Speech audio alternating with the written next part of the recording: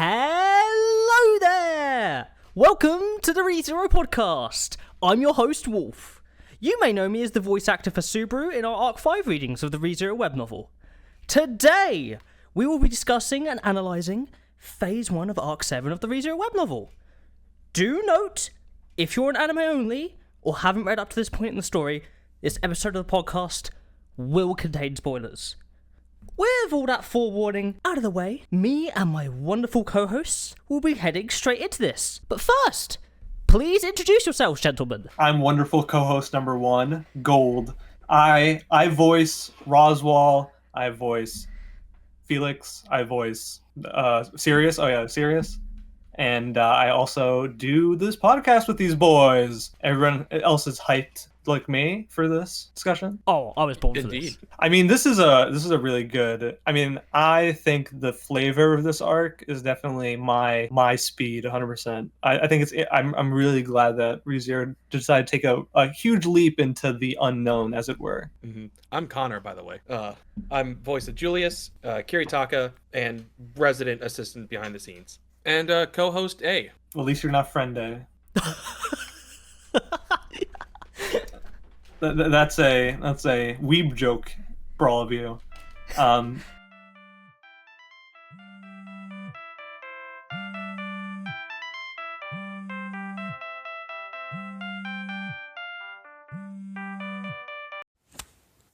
Anyone who is anime only or hasn't read Arc 6 or 7, you will be spoiled if you continue further. You cannot get mad at any of us at Studio Reverie if you choose to continue further. Do not go further if you don't want to be spoiled. I didn't even finish editing this, so I don't get spoiled. So don't spoil yourself. Thank you. Bye.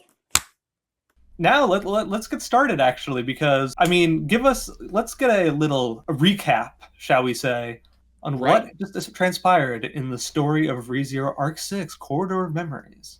So, unlike some of the previous arcs, we are starting literally the exact point where Arc 6 left off. For context for everyone, we have most of the Amelia camp, Sans, Garfield, Otto, and Roswell, are still at the Pleiades Watchtower, while Subaru and Rem's body and the little blonde form of the Archbishop of Gluttony, Louie Arneb, have all been mysteriously transported to the middle of a lush green jungle somewhere far away, only for, suddenly, after over a year and a month, 2 months, I think, actually. It's a long time. Rem finally wakes up. But this Rem is not the Rem that we used to know. In fact, it is Rem sans her memories of herself and of everyone else. She has the same sort of general personality of Rem. The shape of her soul is the same, but her memories are all gone, and she is confused and lost with Subaru and Subaru's mortal enemy, let's just say, or the husk of that mortal enemy. Yes. One might incline Yeah. to posit. Just as Rem is in an unfamiliar state and attitude, the Archbishop Louie is also not her normal disposition. After either from being given a physical material body somehow, going through Subaru's return by death experiences as like an over-the-shoulder observer, or just from general trauma of starting to exist. Doesn't seem like she has no real memories. She's acting like a small toddler, can't speak, and is extremely affectionate to both Subaru and Rem. Yeah, very, very infantilized in a way. Like she like completely regressed, can't even speak in like words or sentences. Yeah, the basis of this arc starts off with an interesting theme, which is these characters who one understands everything, right? The second one is older but understands, like they're both the same age, right? They understand everything, right? Or like one doesn't understand anything, right? And they are kind of forced to mother and father this child, so to speak, right? That's the sort of theming that's being, punctuated in this part of the arc. It's at least being set up. I don't know if Subaru is really on board. I know, yet. not yet. But what I mean is that they are thrust into this dynamic where they have to take care of this child, even though one of them hates this child for all fiber of their existence, and one doesn't understand why that would even be the case at all.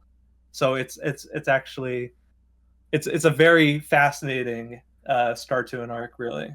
And as if things weren't screwed up enough for Subaru here, not only is he somewhere that he has no idea, a completely unfamiliar territory, with a person he can't talk to and a person who won't talk to him because she doesn't know who he is. Yeah. He's also on a ticking clock. If you recall from the end of Arc 4 or the beginning of Arc 5, if Subaru is away from Beatrice for too long a period of time, both of them are doomed to die. Subaru can't expel mana and Beatrice can't generate her own. They need to be giving it from him to her pretty regularly, or else he's going to start suffering from mana sickness to mana poisoning to just eventual death. I think it was mentioned he explodes. Oh no, like literally like combust, like implode. In that comedic time, we see the Shamak explode, and it looks like his head's flying off. That's gonna actually happen. Yeah, it's a terrifying prospect, and it really calls back to the uniqueness of their contract as well, which I guess we'll discuss a little bit as we go through this. And to top it all off, due to Subaru using his newfound ability of Corleonis to tie Ram and Rem together, Rem is in an absolutely crippled, debilitated state, having almost no ability to move at all. Yeah, she's like paralyzed from the waist down, pretty much.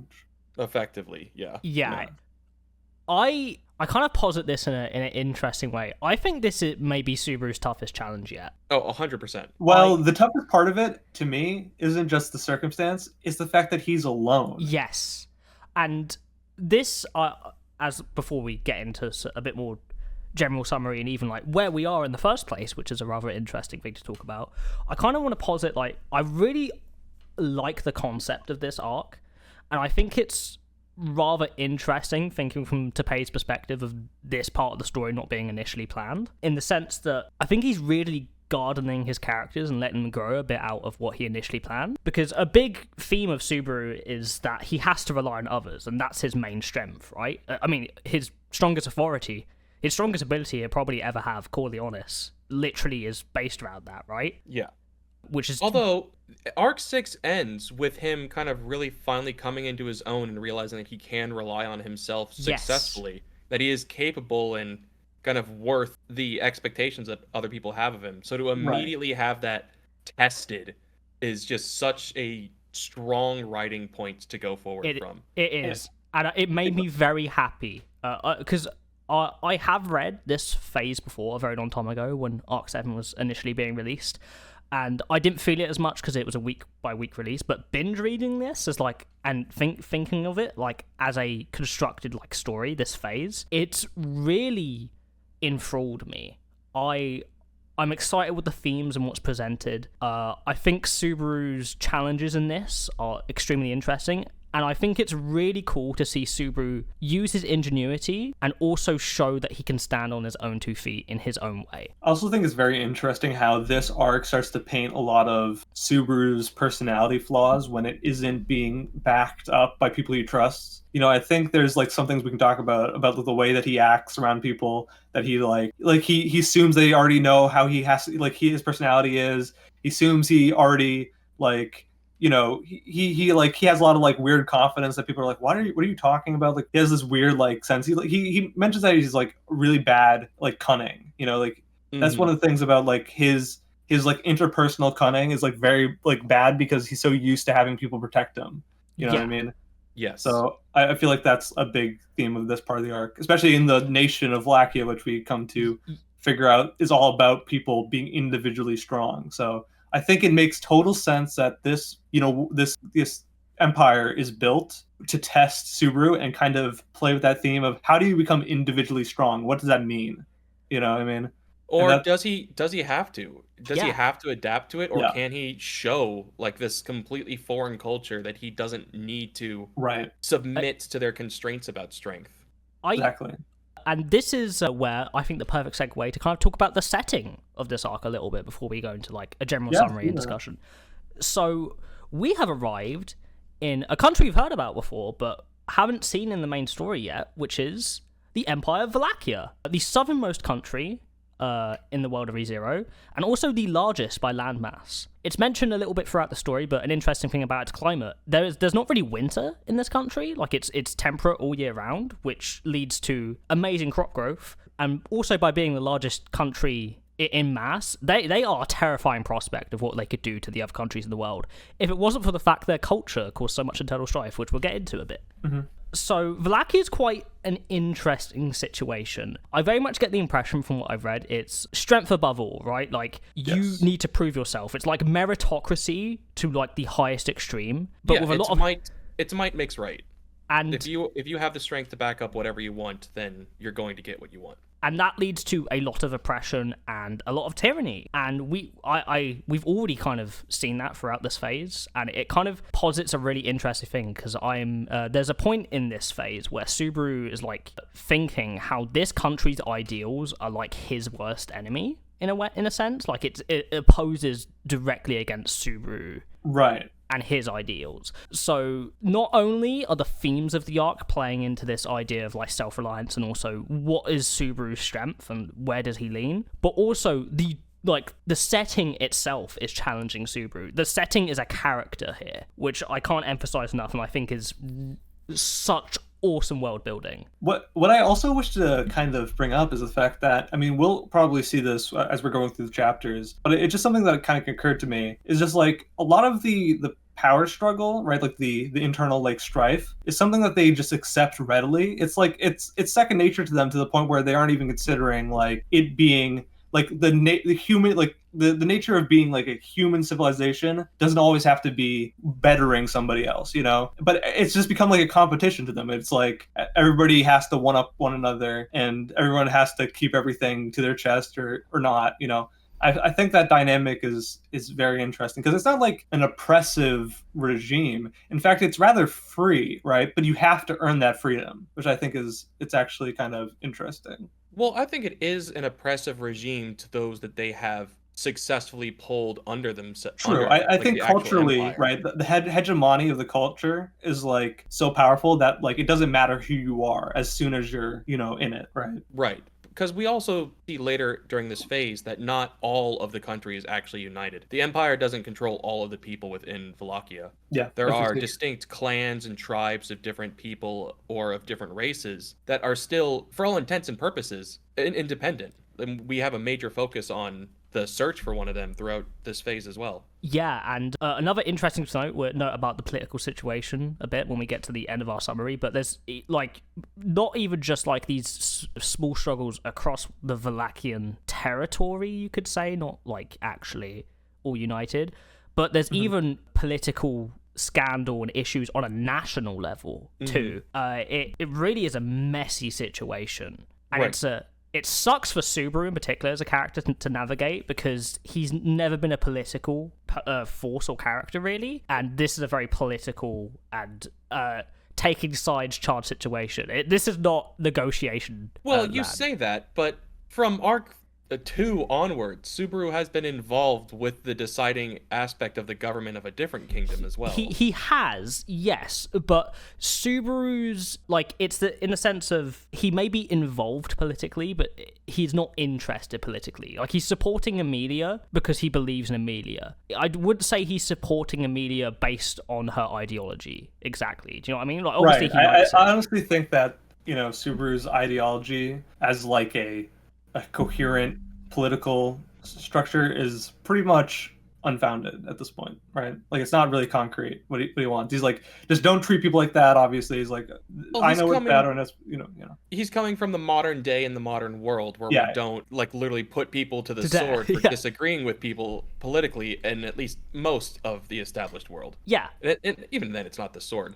And he mentions even in this arc, he says something like, I still have the mindset of a Japanese high schooler, like, and these people have such like different lifestyles than I was used to that I need to like figure it out. You know what I mean? Yeah. Subaru he's kind of double culture shocked here, because not only is he coming from a Japanese high school student who has modern values of we're not going to attack other people for no reason, we're not going to like resort to violence. The death of an individual alone is already a tragedy. But he's also then coming from Lagunica, which has all of at least the country itself, not in a point of any civil war or infighting. The only time people are at risk of death is to monsters and the witches cult. It's a totally different scenario. So he's expanded, he's kind of been isekai'd a second time. This is for all purposes another world. Yeah, it is. And also it's interesting because it's like it's harder to pick sides when the enemies aren't evil witch cultists, who are literally just insane, right? Yeah, and it's just actual someone who people you're believes fighting. differently. Yeah, exactly. And this is why I think the prospects of this arc really excite me, because we're coming off the back of Subaru's kind of identity arc in Arc 6 and trying to figure out who he is and starting that journey. And now Arc 7 is him getting thrust into a situation where he has to decide. He doesn't get time to dally, right? No, he doesn't get time for anything. This is the most intense period of time that Subaru's been in yet, where it's just, all right, and here's the next thing, and then here's the next thing, and then here's the next thing. And he doesn't get any downtime. He doesn't get time to relax. And I love how Tapei always finds a way to raise the stakes, even though you never think he can. Like, how could this get worse for this man? Like, what could he do next? Like, he always finds a way. He's a phenomenal writer, and I'm always impressed. But yeah, in terms of general prospects for the arc, I'm super excited after reading this phase. I think it shows a lot of promise, and I'm really excited to see all the moral and physical challenges that Subaru comes across. I guess we should segue straight into our kind of general summary of what goes on in this phase. Yeah, just real quick before we do that, I've already, just for again clarification for listeners, I'm already into not necessarily late, almost completely caught up with Arc 8. My two co-hosts are not nearly that far, so for the most of our Arc 7 videos, that's going to be, if not their first exposure to it, at least their first time properly going through it and really experiencing the story as it goes through. So just in general, this first phase of this arc, very basic thoughts, appreciation or disappreciation. How'd you like it compared to the other merits intros? or demerits, all that fun stuff. Who wants to go with the first part of the summary? Well, I would just wanted to get your two's initial first impressions. You're saying my first impressions first. Okay. Yes. Let's do that. Just real quick to get those out of the way. Yeah, I think I actually like this quite a bit. I thought I wasn't going to. I think one of the interesting parts about it is how it doesn't overstay its welcome, which is something I wasn't actually expecting. I was like, where it might be in the minutia of all these characters that are introduced, the Shudrak clan, or not, the Shudrak clan, the Shudrak clan, and all that stuff. But we just get their names pretty much, and they just they have this sort of ritual that they do, and then they're kind of just like, yep, you're good. And I'm like, okay, cool. And it's really just one of those moments where you're like, okay. I do think it gets a bit, I think one of the death loops is sort of unnecessary. I think it's, the dynamic they have is very simple in a sense, but it's actually kind of interesting. I think one of the things that I'm kind of amazed about this part of the arc is that there wasn't a grand overcoming realization from Subaru or anybody really, except for maybe Rem, who's like, oh, I guess he's all right, right? But the entire thing is none of them really do anything crazy to win. They just have to Subaru just has to be okay, I know this is happening. Okay, that happened once. I fix it the next time. Okay, that happened once. I fix it the next time. Okay, we're good. And yeah, that's pretty much the arc, and it's pretty interesting. I guess we just learn a bit more about where we are. I think this is what this part of the arc is setting up. Yeah, and I agree a lot with what you said, Gold. In terms of first impressions for me, I don't know if this is controversial or not. I think this shows some of Tapei's best and worst writing at the same time. Specifically, I think his dialogue and his character interactions have almost never been better. The way he's writing his characters and the way they interact with each other, even the way he writes their body language, I find great. It's getting me enthralled. I'm really into it. All of these new characters I'm invested in. I want to point out specifically Todd is amazing, and I can't wait to see more from him. Yeah. He is standout for me. He raises this phase from an 8 out of 10 for me to a 9 out of 10. Just because of how much I love him as a character. I think the biggest issue I have with this phase, if I'm thinking of it with a critical lens, is I don't think it's as bad as some parts of the Arc 4 web novel and some early parts of Arc 6. But I still think there's a little too much fluff in some of the slower paced scenes here.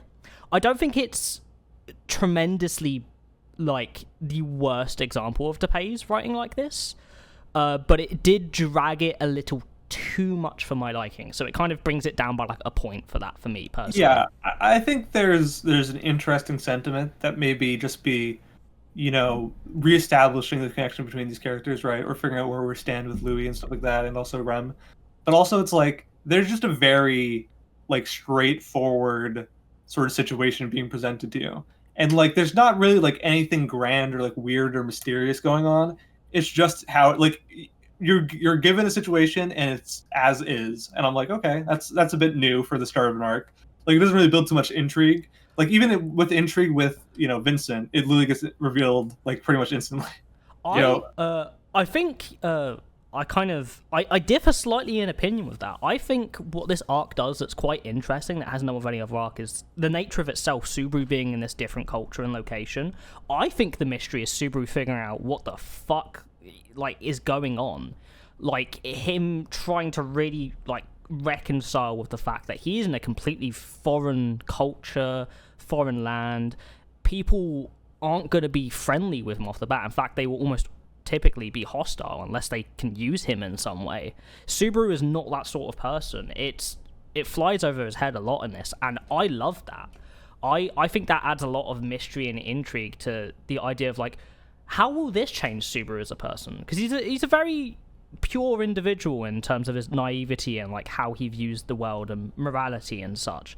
So I think the big mystery that comes for me from this arc is, how does Subaru interact with his foils and come out on the other side? Does he change his ideals? Did he evolve his ideals, or does he refute them? That is what I'm excited to see. I can't really comment on either of your beliefs here without getting into spoilers, so we can jump right in. Gold, why don't you start us off with the beginning of our quick recap? We won't spend as long as we did with EX1 going through, like, Actually, I read I read chapter 1 to 3 like a while ago, and then I read so the very beginning I'm a bit spotty on the exact events of how it goes down. So if somebody else wants to pick that up, and then I can totally take it. Correct, yeah. All right, thanks, Wolf.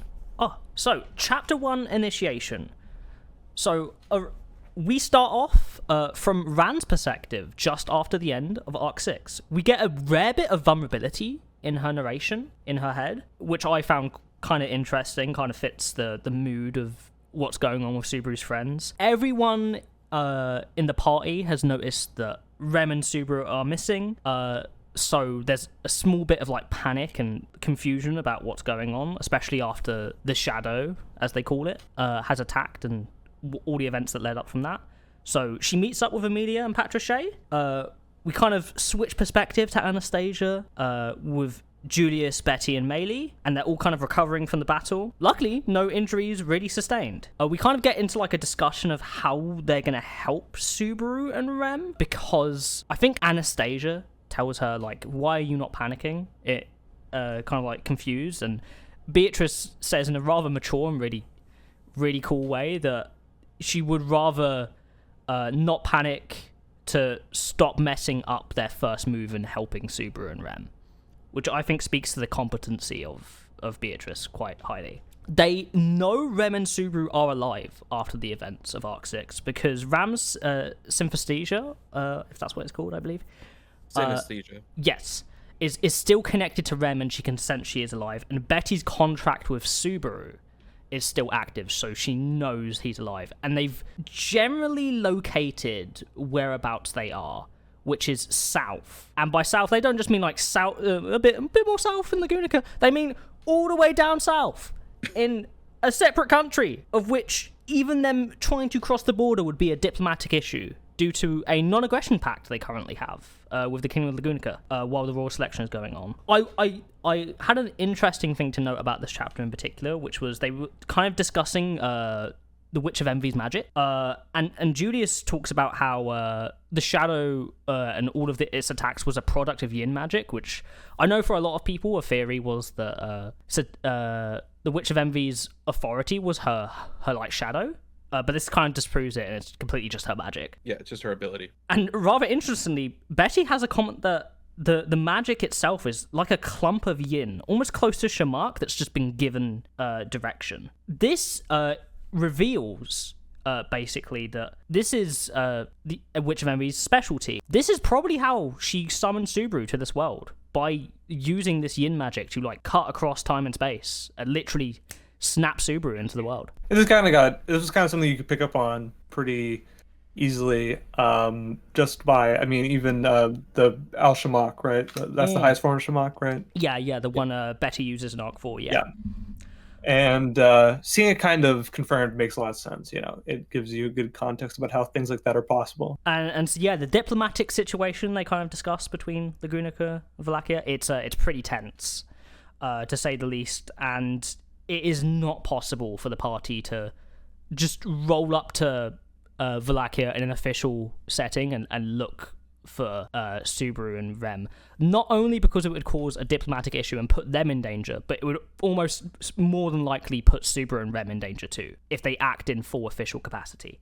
So they've all decided they will have to find a way to sneak into Vollachia to help, but they have to first bring the dragon blood to Pristella, I imagine to help the lust victims from Arc 5, and they are and bring the captured Roy to the royal capital before they can even do this. They are pretty on edge because, as we've mentioned before, they're on a time limit because of Subaru's broken gate. So we then transition into Subaru's perspective, and he's just woken up in a field with Rem, and it kind of carries on from the end of Arc 6, where Subaru's having this little mini speech to Rem, like, "Oh, your hero, I'm your hero, I'm here." Rem gone, no memories. The soul of Rem still there, definitely. No Rem has no memories. And Subaru, I think we were talking about character flaws a bit earlier. Subaru's, I think some of Subaru's biggest flaws kind of show in his initial conversation with Rem here. 100%. I wanted to talk about this. I mean, we'll probably talk about more later. Yeah, I just want to... Yeah. Go ahead.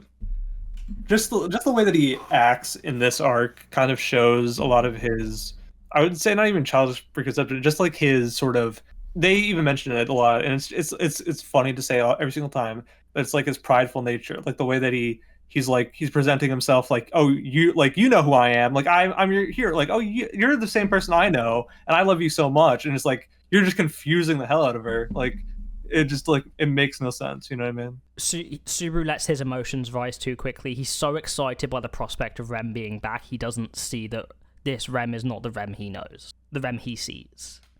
And even when he realizes that, he still doubles, triples, quadruples down. And it's like, it becomes a point where you're just scaring somebody who technically isn't the same person you know. Like, same body, sure, but like, you know, she doesn't have that attachment to you yet. And you're not earning it. Like, you feel like you're owed it. And it makes sense. Like, his personality is sort of fragile because of like the shit he's been going through, obviously. But like, the sense of like cloying, like overwhelming personality is just like, it's pretty crazy. Yeah, it's one of those things where you're like, if this was like contextless without us knowing about Subaru at all, like just imagine a random stranger acting like this to you. Like, it just doesn't.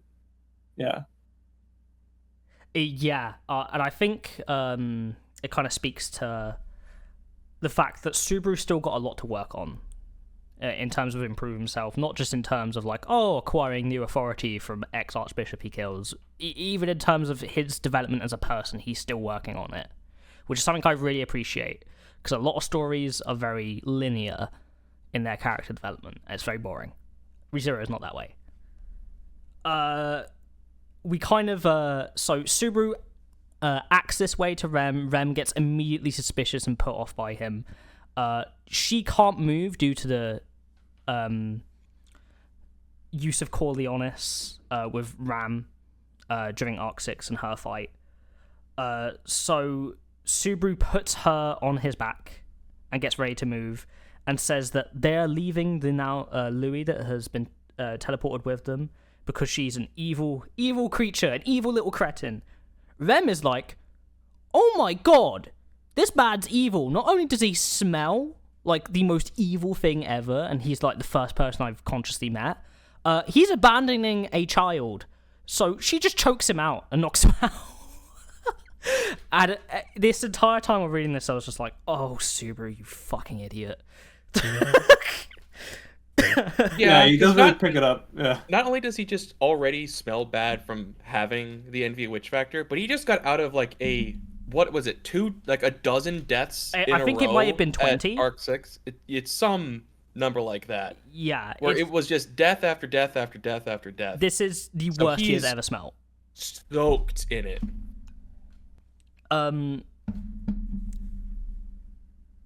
Let's go. So she chokes him out, and he wakes back up.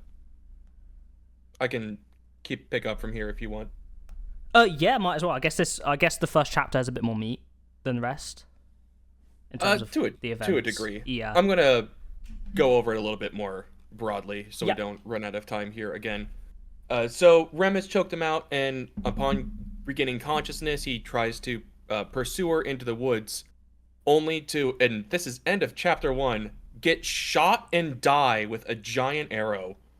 Already just taken out. He's not in Vollachia for 15 minutes, and he's already dead.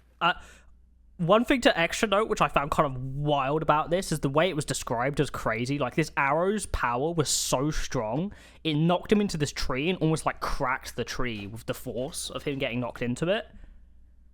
Yeah, there's a great bit of light novel art if you want to look onto the wiki for that. I've seen that art in particular. It's amazing. Something that also kind of surprises me a bunch in the series is how powerful people are. You know what I mean? In terms of like the extent of their power, which is something that like you don't really think about too much, because a lot of times, like for example, even arc like 4 or 5, right? Or no, 5 is fine, but like 4, like there's almost like the extent of power is like feels very like limited in scope, right? And then it's like you're like, oh, this is the strongest mage, and he's able to cast the weather, change the weather, and cast a fireball is pretty big, I guess. And then like in like arc 7 stuff like that, there's just like normal people, like normal warriors are capable of like, maybe not normal, but this tribe's warriors are capable of just like firing arrows that are that strong and that fast. It's interesting. One last thing to note is that Subaru doesn't really seem to die from the attack itself, or the the bleeding or the internal trauma that's happening. It's almost like he was poisoned, like the way it's kind of described, and the way he's like fading away. Yeah. Which we'll note again a bit later, I guess. I'm not. I mean, it definitely felt that, but I'm pretty sure he just died of bleeding out in this instance. The way it was described is that he was close to that, but it very much felt to me like it was definitely like poison that killed him. Fair enough. But regardless, upon waking up, any hope that you have of Subaru remedying the situation with Rem immediately dashed. He's waking up after Rem has escaped, which is now his, I think, beating Arc 5 for the like closest point of respawn so far. Yep.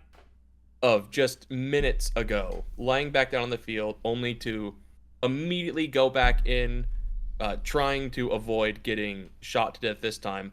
I believe he attempts to use Corleonis, only for it to not work against the two of them right now. Yeah. For not any clear reason. There's a few different theories Subaru throws out. Yeah. For what could be the cause. One of them is so bad he doesn't even want to consider it, of Rem not trusting him. Yeah. Who knows if that is just the complete and obvious answer there, buddy. Yes. But pursuing out into the woods, not only is he needing to then deal with everything that Rem has done to try and evade him, he also has to evade whoever this archer was inside of there.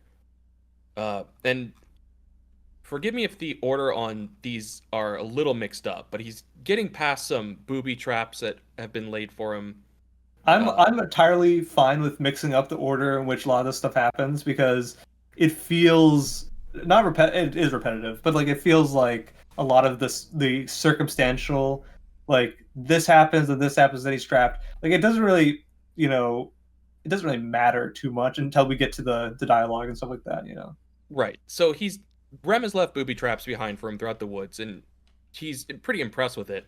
Eventually stumbling into a more open field, and he finds a campsite with a strange-looking man who actually looks rather similar to Subaru for the first time since he's been isekai. I believe that aside from Elsa, this is the first other person with black hair he's ever met. Yeah.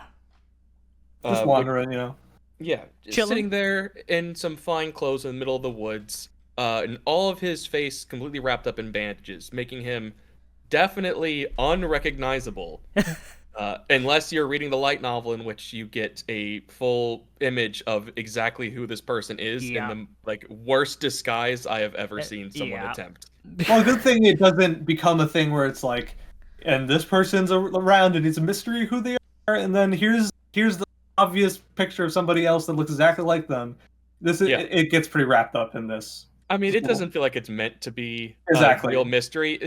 His unmasked face is on the cover of the light novel for this one. True. But asks him, "Hey, have you seen Rem and a little girl around?" And while this person hasn't seen them, he does offer him a knife as a little point of help to go out along with it. Not for any particularly great reason. He kind of just lets him have it. Subaru continues intuition, perhaps. Yes, perhaps a strong feeling. Subaru continues back into the woods, and after evading more of Rem's booby traps, because he does know her so well, is able to guess that not only is Louie harassing her to slow her down, and she is also crippled, so he has a chance, does manage to outsmart her and figure out when and where she's waiting and hiding or waiting to attack. Only for her to drop down in an attempt to choke him out again. From there, I believe they are they attacked here, or are they? So they're attacked here, and Subaru has to tackle Rem, so she doesn't get hit by this arrow, and it's the same arrow for the one that killed him previously, so he knows it's the same hunter. The hunter, as it is. Yeah. Something else to briefly mention with this phase, a lot of these chapters start with a flashback of Subaru spending time with different characters who have a moment that kind of is subtly relevant. Subtly relates to what's going on. I do encourage anyone to take the time and enjoy these and read these. Some of these scenes are really nice. They were all removed from the light novel because they're kind of just superfluous. They're superfluous, and they're also to get the understanding of what they're getting at to tie it with the chapter is a bit I just feel like Tepe just wanted to write these characters, or he was scared of people being like, well, I miss these characters that I like, so he was like, here, we have a cute little side story moment with each of them, This is just writer speculation. And also just it also shows that Subaru is really affected by his friends' lessons and things that he's learned from them and stuff like that. So that's the idea. But yeah, I think from a writer speculation standpoint, it could also tell to Pei's just a small amount of insecurity of where he's going in terms of he's definitely planned this new path that he's got for the story, but this kind of fresh angle he's looking at it at, he's probably just using these familiar characters to ground himself a bit in this new setting. At least that's how I felt. Speaking of this being removed from the light novel, I'm not gonna lie, when I read the first flashback, I immediately was like, yeah, this has been removed in the light novel, hasn't it? Yeah, just like the witch scenes from Arc 6. It's a nice thing to have, completely unnecessary for the story. Yeah. I do like the witch scenes a bit more than these, but I do enjoy these flashbacks a lot. I think they're not fully 100% super important to the context of the chapters. Yeah. But I think it really helps humanize Subaru's struggle throughout these chapters of the loneliness of his situation. Right.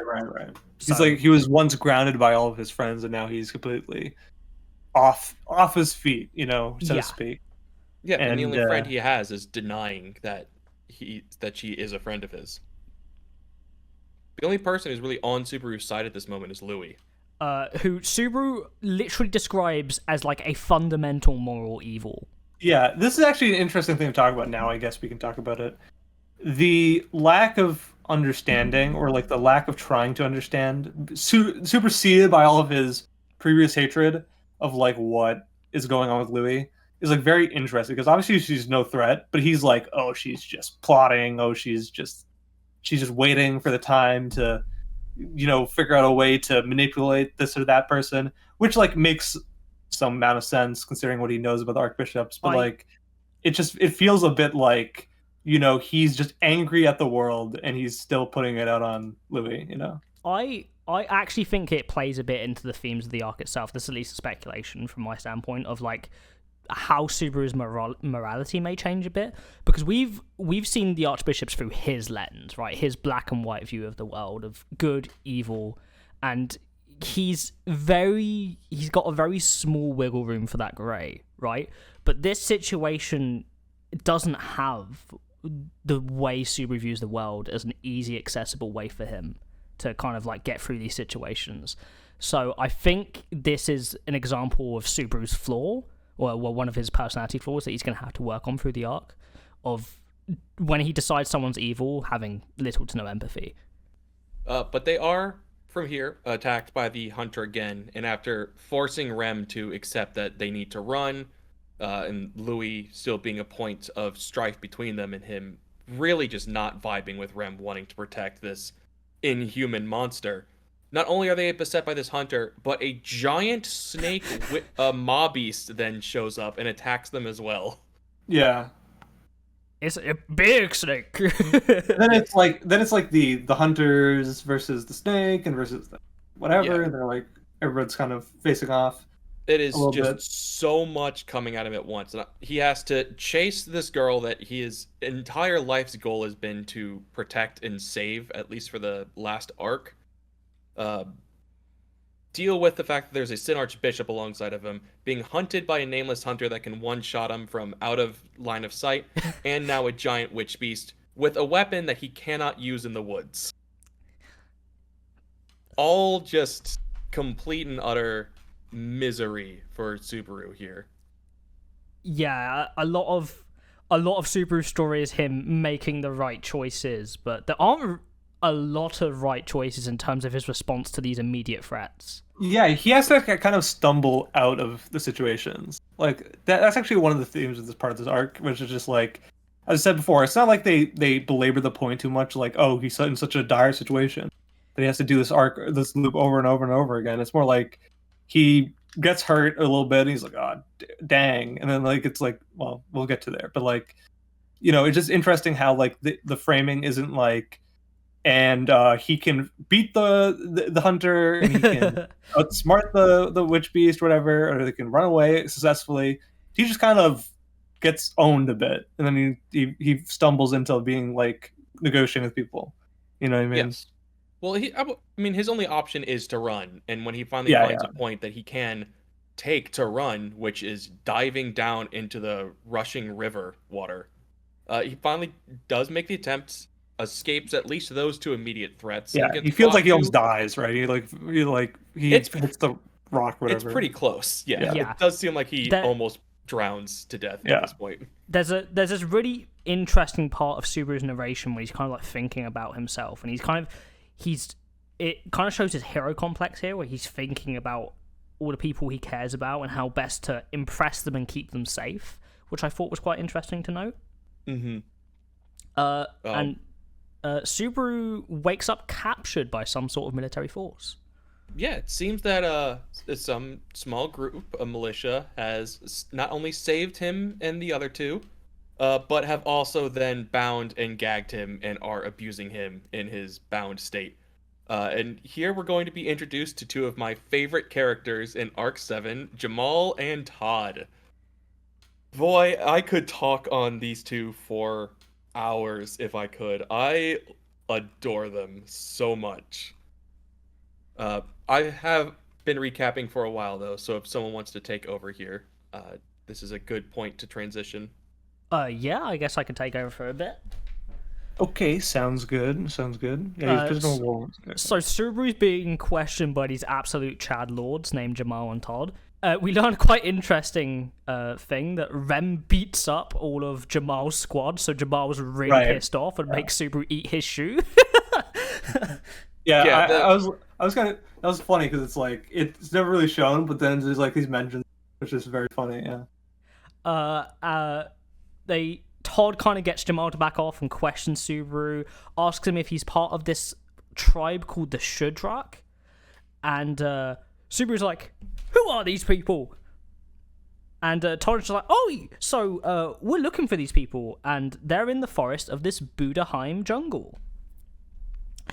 Todd suspects that Subaru is a noble, as he's like talking to him and like kind of released him almost because of a knife. Because of the knife that this man gave him, which has the sword wolf on it, which is the symbol of not just Wallachia, but Wallachian nobility, like the highest right in Wallachia, because you earn that title almost. Another thing, yeah, long live Wallachia. They say Viva la Wallachia. Viva love Wallachia. Viva la Wallachia. Yeah.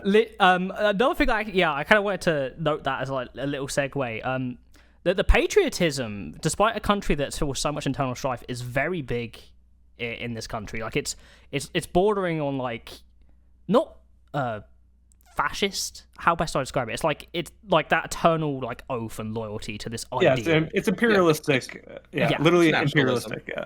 The thing is very interesting about it is that it's like it's not just nationalism.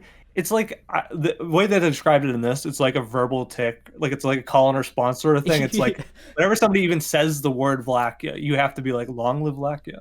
I think that's interesting. It's like reminding yourself of where you live and the oath that you have for your empire. You know, I think there's a point where he's even just like, "Did you say long live Wallachia?" And the response is immediately "long live Wallachia." Yeah, exactly. Right. That's what I mean. Yeah, it's like they can't help it. Yeah, they can't help it. Just respond like that.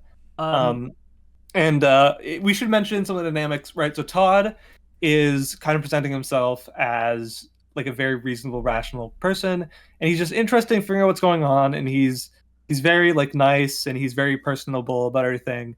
And he, Jamal, of course, contrastingly, is just like too like angry and too like bully to like do anything productive besides beat them up. Yeah, it's good because cop, he's bad. Extremely bad cop. Yeah. Yeah, exactly. Good cop, extremely bad cop. Yeah. And then go ahead. So one thing to kind of note is that Todd never addresses Subaru by name, which was immediately a red flag for me. But he gets extremely excited about this knife that Subaru has with the sword wolf. He's like, the Emperor only gives this to his best retainers. You must be in the big leagues, buddy. You're going to get my career far. Was the vibe I got. So we kind of get some world building, talking about how Wallachia, because we kind of talk about what Subaru's learned about this world, because he's actually read about Wallachia. He studied. It was a point that when he was first brought to this world, Amelia was under the assumption that he was from Wallachia, just based on his looks. Yeah. Which is kind of interesting, eh? And I already mentioned Wallachia has rich soil compared to Questeca and Kararagi, and fertile lands, warm climate. Wallachia is the makings of a superpower, basically, in terms of geographic and military sense. But it's kind of culturally taken on this idea of survival of the fittest.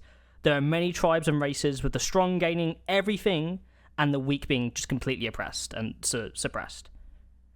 Subaru then has a rather interesting thought where he's like, shit, I'm actually technically Lagunican nobility. Like, actually. Like, he's actually nobility at this point because he's knighted. Yeah, he is a knight. So I can't use this as a bailout card, because Subaru was initially thinking, if I could bail myself out. This is a strange land. I'll just say, oh yeah, I'm a noble from Lagunica, and that helped me get on my way. Wallachia is the arch nemesis to Lagunica. He should not be here. He will literally cause a diplomatic incident and get himself in danger if he mentions it. So that's his get out of jail free card gone. And eventually Todd leads Subaru to find Rem and Louie, and Todd's like, so you're going to be working this camp to prove that you can stay, and very much enforcing the kind of cultural idea that we've got going on here. We kind of transition. We're getting the next couple of days.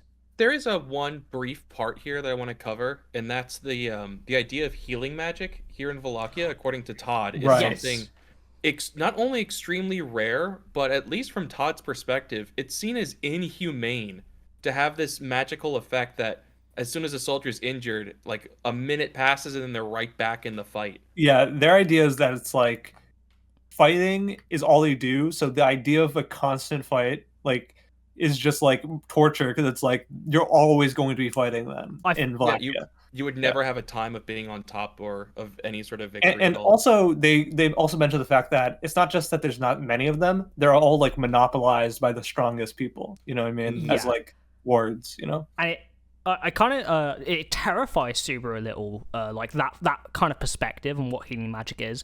But it kind of made me think of Felix a bit, like in the explosion in Arc 3 that he's in the carriage, and him like completely restoring his body with healing magic. Yeah, he does that again in Arc 5 too. If I recall. It's terrifying stuff if you like actually think about it. And Subaru even thinks for a second like, oh my god, I didn't even think of it this way before, because he just thinks of it as a purely benevolent thing, right? Yeah, he's always had access to it. The literal second person that he's ever met in there was experienced in healing magic. His companion and one of his best friends are proficient in healing magic, and Rem is proficient in healing magic. And it all ties back to, I think, the people that Subaru has become allied with, become friends with, are extraordinary. Like, above the creme of the crop. Like, these are some crazy people that Subaru is involved with, which I thought was kind of cool. And I don't remember if this is mentioned at all, and this might be kind of going back a topic, but Subaru himself is also a point where he can't really reveal who he is.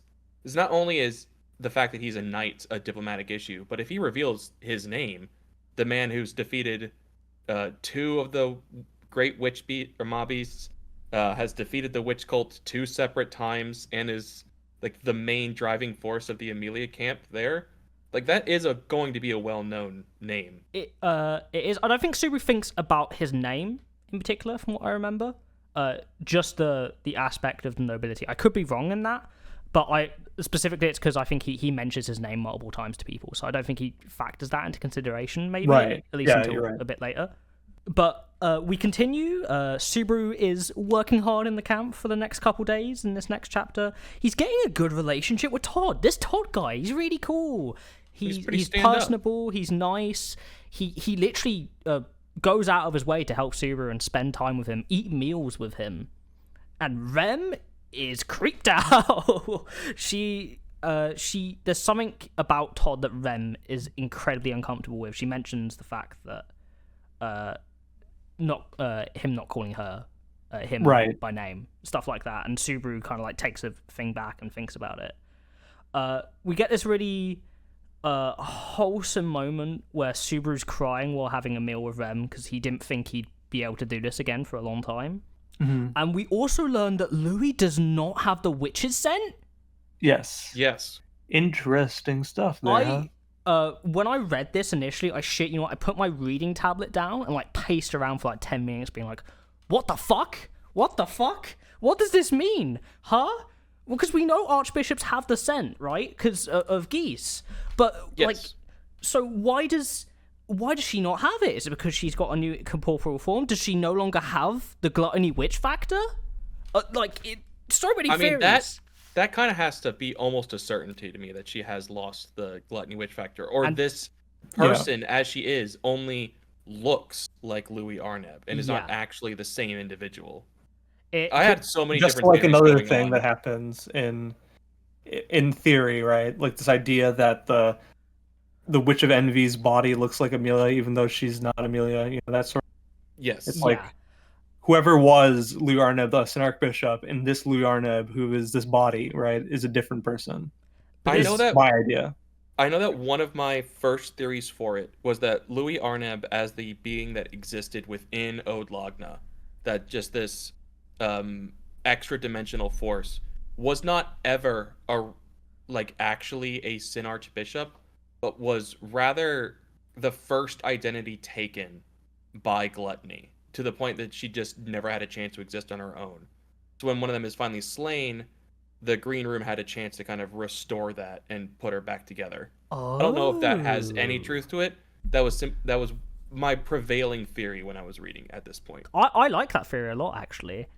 Yeah, I think she got reconstituted completely, is my guess. Like, this is like a new. I mean, the fact that she was cleansed soul, like the fact she was even like made corporeal at the end of Arc 6, like this is already like crazy circumstances that we haven't really seen before in the story. Right. And I also had thought that she had some of Rem's memories, which is why she was so attached to Subaru this entire time. And I kind of had all like these theories racing in my head, and this is, I think, the first moment in the phase where I genuinely like had to put my tablet down and just be like, "Yo, Tepei's kind of cooking here. Like, I'm liking this. He's making me think." And then we mentioned the fact that about the healing magic, right, and like how it's super rare.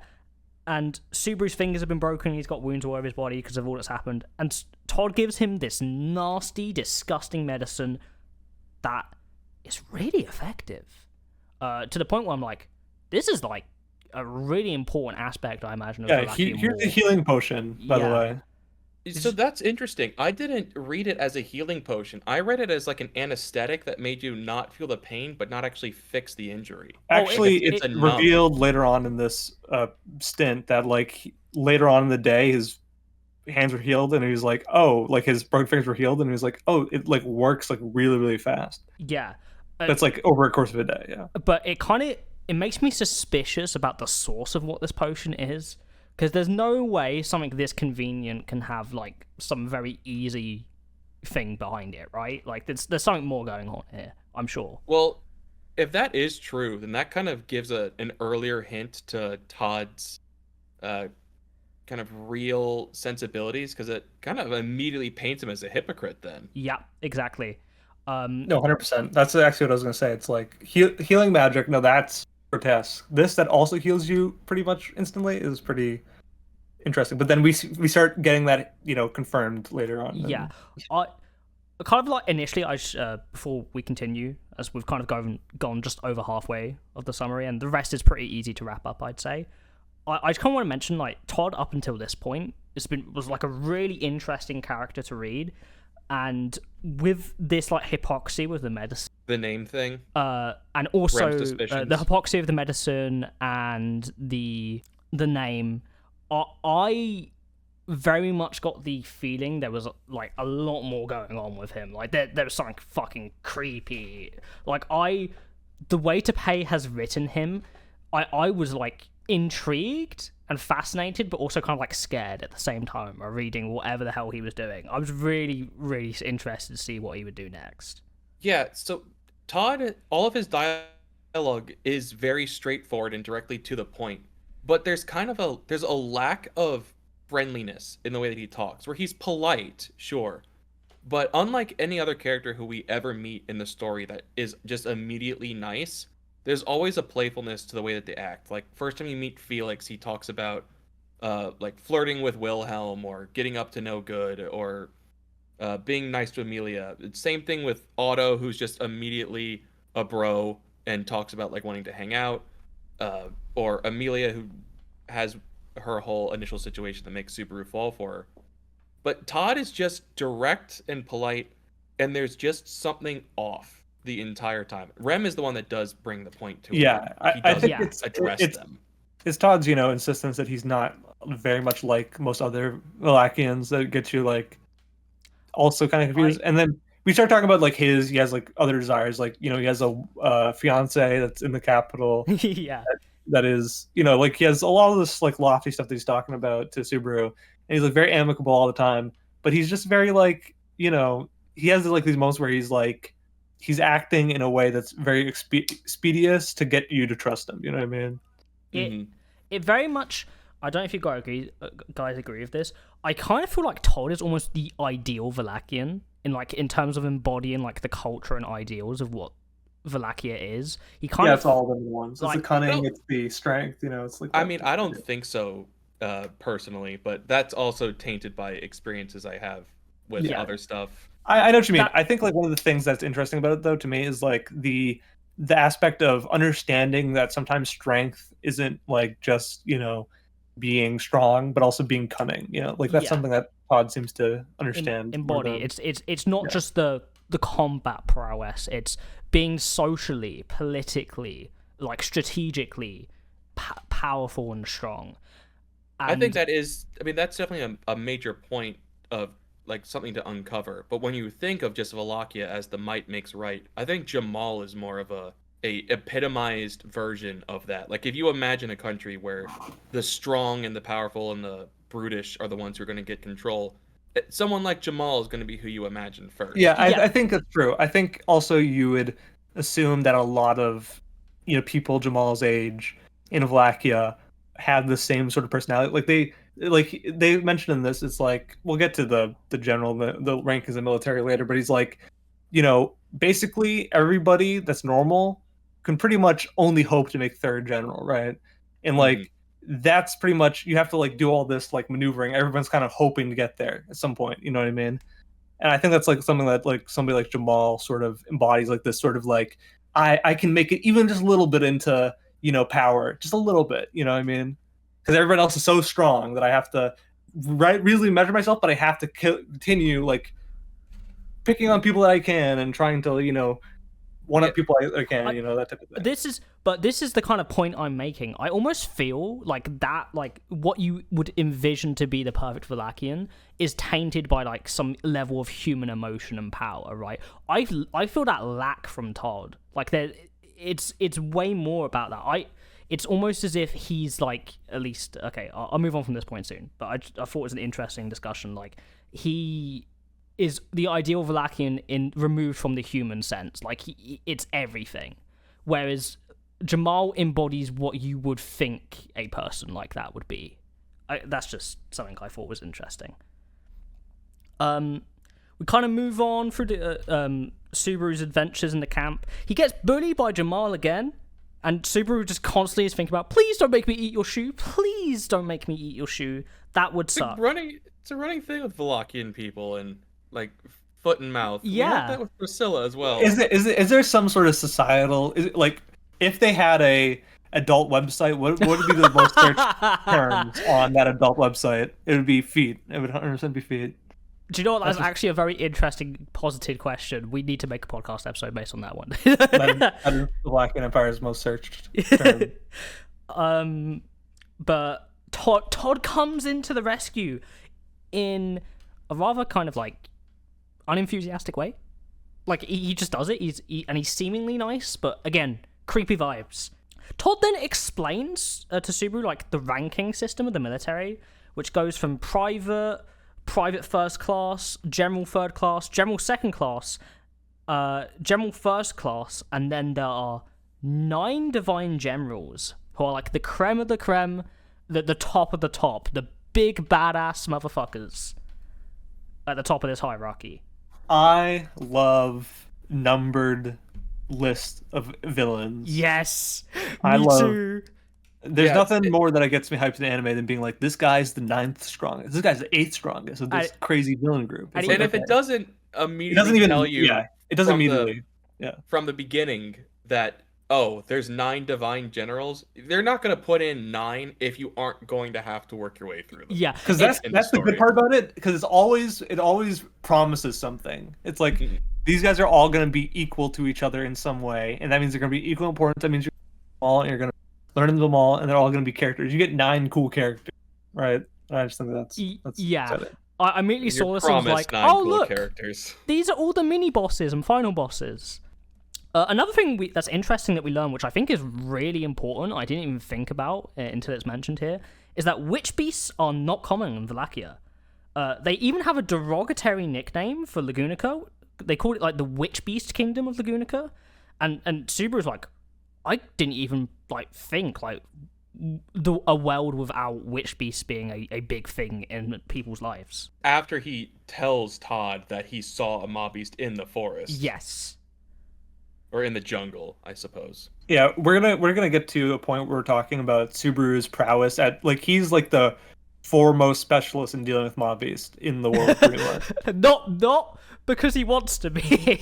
Yeah, just because of circumstance, So I think that's funny because it's like these guys have no clue what these are, so it becomes I have a little bit of advantage understanding like what's going on here. You know what I mean? I think it also makes, even though Subaru's exploits are big, I think it kind of makes them a bit more smaller scale. Obviously, they're really important and huge for the world, but like I think it kind of like scales down a bit. Like it expands the width of what's going on in this world. It's not just Lagunica. There's so much more going on. We get to this point because Subaru's like, oh yeah, there's a witch beast in the forest. And it's super scary. And Todd's like, "Oh, those aren't common here. What the hell? I've got to tell my commander about this. This is crazy." Yeah, And he and thanks Subaru like in the nicest way he has yet. He actually like touches him. I think like taps his shoulder. Yeah, he does. Hey, yeah. thanks Good for job. that. Yeah, he passed him on the back, pretty much. And we get to that point where Rem tells Subaru she's creeped out by Todd, and they're having a meal.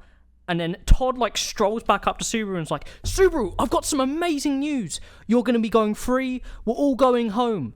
"We're going home?" "Yeah, we're going home. I'm going to see my fiancé again. I just told the commander about this, and it's great. We're going home." Subaru sees smoke in the distance. He's like, "What?" He walks up. The jungle is on fire. They lit the jungle on fire to kill this tribe because a witch beast was in there. It was like an excuse. They just did it because it was convenient. Yeah. Subaru is fucking horrified. He's like, "Oh my god, I've killed so many people." And then a tiny child snipes him with an arrow and kills him. Yeah, he's pretty poisoned. Yeah, this one he definitely dies from the poison. Like, Yeah, for he does. sure. And he sees a really pissed and like absolute look of hatred on this kid's face too. Yeah, There's like a that's true, and there's a very interesting point about this entire thing, in which there's two explanations given by why they're here. Pretty much, it's like they are here because, well, we're just here to just check on them, but we're not going to fight them. We're going to negotiate with them. You know. Oh right. See if they Yeah. want to, and then why the military is here in the jungle, exactly, looking for the Shudrakians. And then later it's like, oh, they just train here. They don't actually like want to be here. I'm just like, it's very interesting, a lot like the lies that are being told about like why they're here. You know what I mean? Yeah. And like the willingness to fight them, like to burn their entire village down if they just feel like there's any threat. You know? I don't doubt that they were here to recruit the Shudrakians and like actually properly negotiate with them. But I also fully believe that they were under the orders of, if that doesn't work, kill them all. Yeah. 100%. Yeah, 100%. And Subaru in particular is not just horrified by like him feeling like he caused this, which he did. Yeah, 100%.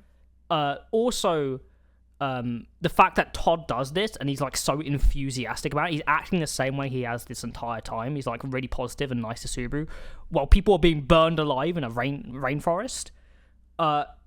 And also the look of hatred on that child's face, particularly, like kind of engraves itself into Subaru a bit. I think it kind of like it's something he takes a lot of focus on. It really scares him. Mm-hmm. There's a nonchalantness of Todd's absolute destruction here, where it's just like, oh yeah, hey, by the way, thanks for that. We just check it out. Isn't it great? We're gonna get to go home early now. We just burned down the whole place. It's a good thing you gave us that tip. That's gonna be a real problem otherwise. Do you know what? It literally sounds like he's just taking out the trash. Oh, I just took out the garbage. It's great. We're all going home now. We're having a good time. Yeah, that's about it. I was like, dude, I love this guy. I'm not gonna lie, he's already becoming one of my favorite antagonists in the story. He became my favorite part of Arc 7 in the next chapter, where after Subaru does RBD, this time not back in the field where Rem choked him out, thankfully. He's a little bit further ahead, not by much, but still goes back a few days to the point where Todd and Jamal have pulled him out of the river. He's bound and gagged. And as soon as he realizes where he's at and what he has to do, he starts coming up with a plan for, okay, how am I going to get through this situation and make it so that these two don't kill everybody in this jungle and save Rem and get back home? And as soon as Todd pulls that blindfold off of Subaru, the dynamic immediately changes, because somehow Todd is able to see that as soon as I ungag this kid, I could see the look in his eyes that he was going to try and manipulate me immediately. And it's almost, he's basically instantly on his throat. Yeah, ready to kill him. The way it's written too, can I just say like the prose and like the way it's like very like curt and like stab, like the way he's stabbed in this scene, it's like the prose is almost like building up to it too, right? And like that twist. Wait, what? Subaru is like, what the fuck? I was like, what the fuck? It was.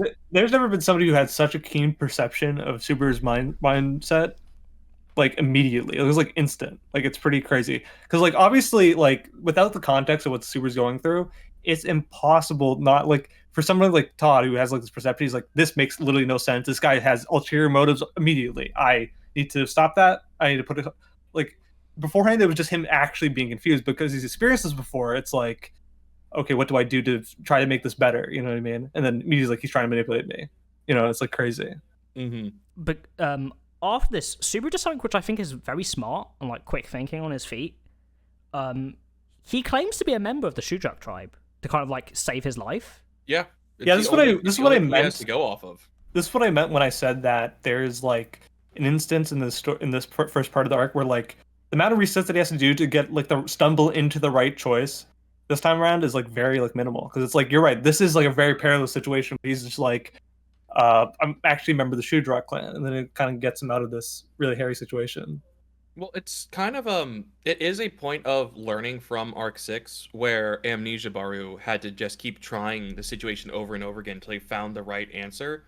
And so he's gotten a lot more experience with those quicker resets and how to adapt on a faster level rather than in like Arc 1 through 4 where he has at least like a full day to uncover and like piece himself back together and like approach things differently. In Arc 5, he only has one reset point, and as soon as he's past it, then he's done for the rest of the arc. But for a good chunk of his deaths in 6, he just has to keep trying over and over again until he figures it out, and he's come away with having learned how to handle that better. Yeah, it's like if you're in a FromSoft game and you're stuck on a boss, you're just constantly smacking your head against a brick wall until you do it. I very much get that vibe. But yeah, he's claimed to be a member of the Sudanese. Does get shown through the camp with Rem and Louie here, who are like, what are you doing with him? And he kind of makes his first impression on Rem worse again here. Yeah, I know, right? Jeez. And as soon as that happened, I knew, okay, this is the last loop. This is where he's going to get out of it because it just made the relationship worse. Yep. And it makes it more interesting, yeah, 100%. Exactly. So like the idea is he's like, okay, well, I'm good. I'll escort you, and he's like, yeah, we'll get a few more. Super's like, really, only this many? He's like, yeah, we're just checking. And then the witch beast attacks them. They kind of run away again. They get captured by this time the Sudanese clan. Yeah. Right. Well, because Subaru uses the witch beast to escape rather than it just right. He says, attack. yeah. That's what I mean. I had like a couple interesting things to note about this chapter because there's some kind of really cool stuff that gets revealed here. Todd reveals that Jamal is his brother-in-law. Right. That does happen in this chapter. Future brother-in-law. Brother-in-law. Yeah. It's like, oh yeah, your sister is my fiance or betrothed. You know, that type of thing. Mm-hmm. And there's this really fucked up moment where like Todd is talking to Subaru about how there's this small amount of soldiers being sent into the jungle, not because they think, oh, we only need these guys, but because they're expendable. The commander's like, this is all I'm willing to give it because these guys could all die. Like that's straight up just what it is. Yeah, true. And Todd is happy almost with it. He's like, this was the correct decision. It's the kind of vibe I get, right? Like, also, I wonder if he thinks that he can like just leave those fodder out to die while if anything goes flee. Like, I think that's probably these things. Like, okay, that makes logical sense. This is what Command's gonna do, and I'm smarter than these three, so I'm okay. I'm along with the ride, you know. Yeah. Well, if Todd is anything, it's perceptive. As soon as it kind of ties into the perception of Subaru, and it's really the first example of the two being kind of compared to each other throughout this arc that I at least had made at this point. Back in season 2 in arc 4, Rom's description of Subaru is someone who has like incredible timing. If he sees an opening and goes for it, you need to back it. And Todd kind of takes that idea and pushes it as a opposition for Subaru. There's the moment there's a flaw, he's in on it, attacking it, and everything is ruined. Yeah. I remember a moment that I was going to bring up about that. Now that I remember, I think Todd even says something like, you have to put aside all of the things besides your like the one thing that you can do. You know what I mean? And do it well. Like he says something like that, which reminded me of what Roswell said, and I was like, huh. Yeah, that actually makes a lot of sense. He has that sort of personality. He has this like one-track mind. When he has an objective, he will shift his personality. He will do anything. That's right. That's like the thing. Like Subaru's like, I'm not willing to sacrifice anybody but myself to do a situation, right? And like somebody like Todd is willing to sacrifice everybody else and do everything. He's willing to sacrifice himself, everybody else, to get exactly what he wants.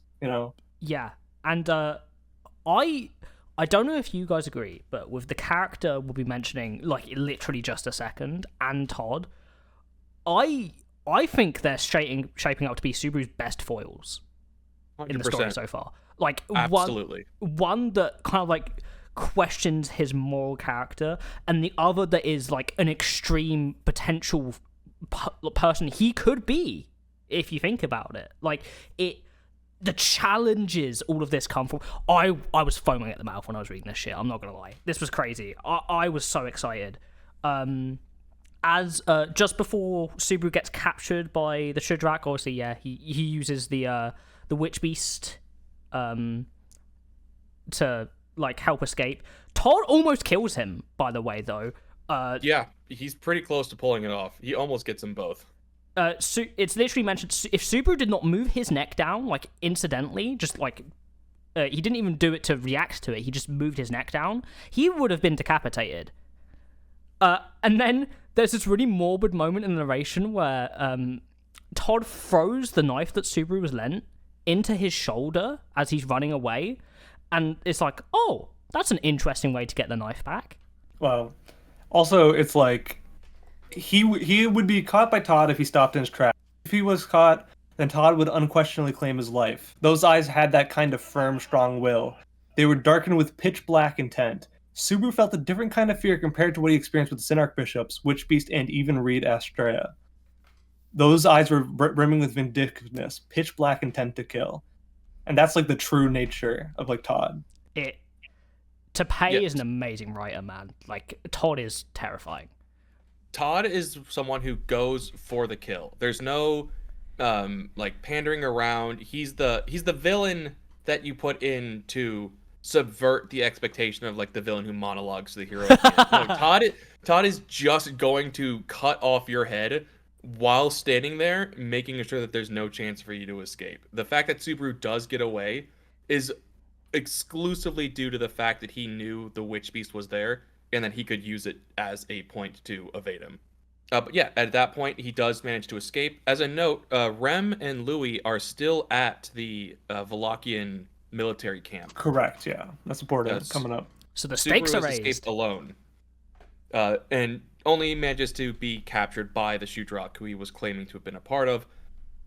Coming face to face with the wrapped up faced man that he met before, that gave him the noble knife. I wonder who this person that had a knife of high-ranking Vollachian Imperial nobility is. Is he Imperial nobility? We'll figure out this chapter or next chapter. He has some really nice clothes for a man with a bandaged face too. I know, That's right? been living out in the middle of the Budheim jungle. Yeah. I don't know what else you're supposed to do to cover your face if you're him. Yeah, I don't know. It's magic, I guess. And also, like, goes to this group that Subaru specifically like gives him a hint to avoid.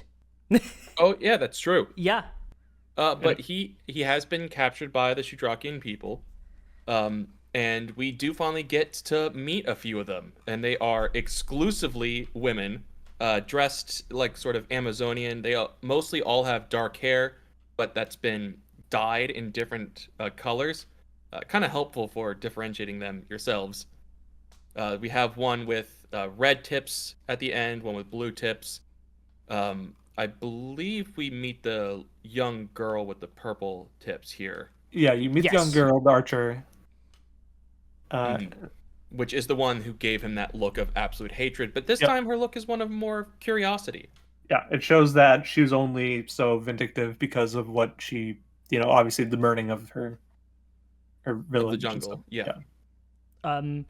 One interesting thing to note is that it's kind of like in comparison to the potion thing we were talking about earlier. Subaru's wounds have been tended to with some sort of like paste or something, but it is nowhere near as effective as the potion he was given before. Yes, I believe it's called a poultice in real life, but I'm not positive on that. I think you're right. A poultice or whatever, yeah. Yeah, poultice, thank you. We also learn that but we do see that the Shudrakians have kind of a unique way of talking, where all of the syllables are, the last syllable of all their sentences are kind of hard focused. So it kind of gives, I read it as almost like a Valley Girl thing.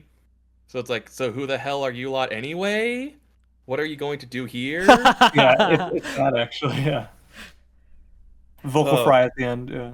Yeah, it's a unique charm to them. I mean, it probably sounds different in Japanese, but I know what you mean.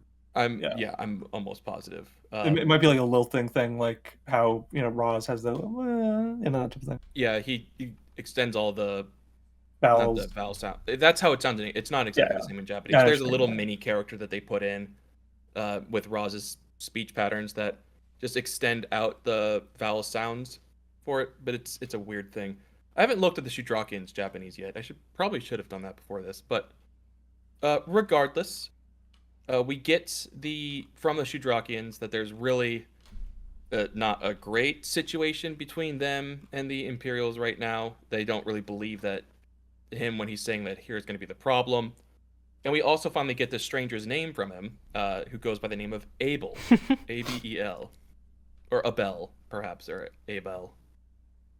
Yeah, who's that guy? Yeah, who is this man? I read EX4. I thought this was Vincent. Who's Abel? Yeah, Vincent Abel. Oh yeah. Never mind. Yeah. We get from Subaru that he makes the same comparison that they're Amazons, and ultimately the only way that these two are going to get out of the situation that they're in right now is to kind of get welcomed into the tribe by this sort of coming of age, rite of passage ritual. But also Subaru's like, okay, you want us to become like the tribe? Do they want us to father their children? And then he's like, no, they choose that. They don't just randomly pick it. It has to be, yeah. It's always certain Subaru was thinking about specific genres of stuff when he was talking about. Yeah, exactly. He has some it's genre savviness. pop genre savviness there. A little, just a tiny bit of world building for the Shudrak, by the way. Apparently they're descendants of war gods. Supposedly. According to Abel. Yeah, supposedly. Now, I don't know how true that is, but that's kind of a cool backstory. I don't even know if gods exist in this world at this point. I have no clue. Yeah. They mentioned it a bunch, but who knows? Yeah. But Abel also, before we get into the next section here, Abel directly confronts Subaru and is like, are you willing to put your life on the line to save what you want to save? And Abel fully 100% would kill him if he doesn't give a good answer here. Is the vibe I got. Or at least if not kill him, just completely disregard him. Well, they also talk about how Subaru's comparing this to the personality of somebody else that he knows. Mm-hmm. And he's like, this reminds me of some other another prick who gets on my nerves all the time. Yeah. I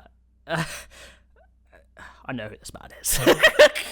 I think I figured it out, guys. Yeah. You think so? Perhaps? Yeah. I'm really smart. I think I've pieced it together, finally.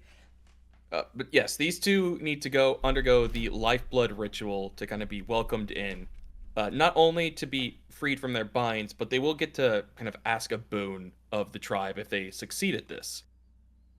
It's really their only chance, and we kind of get introduced to who some of the Shudrakians are, or at least two of the main ones. The current chief is Mazelda with the red-tipped hair, and then her sister is Tarita, who is the blue-tipped hair here. And that their lifeblood ritual is going to be defeating the great obstacle of the Elgina, which we come to find out is another one of those giant snake witch beast monsters. Yeah, it's very funny. They talk about how El means large and Gina means snake, which makes sense. El just means large, maybe with a spell. El, blah, blah, blah. Oh. Which actually kind of funny. Elgina. I had Elgina. I noticed one really cool thing here in terms of potential foreshadowing as they're being like led to this Elgina. Again, really cool that like L for like the spell also has that meaning in typical like bestiary. It's really cool. Abel, real quick. I also just remembered that the Olgarm would then have the same thing, because Ol is another spell. Oh, true, Yeah, 100%. Yeah. Which is The really, big garm. really fucking cool, I think. Which saving structure? Yeah. Subaru and Abel are getting walked to this place where they're going to take the ritual, and I don't remember exactly how, but family sort of brought up in some way, and Abel seems to get visibly colder when Subaru mentions stuff about his dad. Perhaps Abel has a really bad relationship with his father, because like he completely changes his demeanor. Yeah, one could say he has a bad relationship with his father, maybe. It's at least not a healthy one right now. Yeah. There's something. I mean, something happened with his father. Who knows? Subaru doesn't really pick up on this, but Abel just straight up says that he's from the kingdom. Like, he already knows Subaru is from the kingdom. Right. Yeah. Abel's clearly pretty perceptive about that as well. Yeah, he's a very perceptive man. Yeah. And, oh, sorry. Go ahead. No, you keep going. One last thing. Abel gets really angry at Subaru when Subaru says, I kind of don't want you to die, and calls him a detestable wannabe hero. I mean, pretty based, Abel, not gonna lie. Yeah, he's like, right. That thought process is moronic, a foolish and incorrigible assumption. Do you seriously think that by spilling your blood, the warring third party would stop? That hero mentality you strive to hold up is nothing but a ridiculous and negative quality. They are delusions of heroism.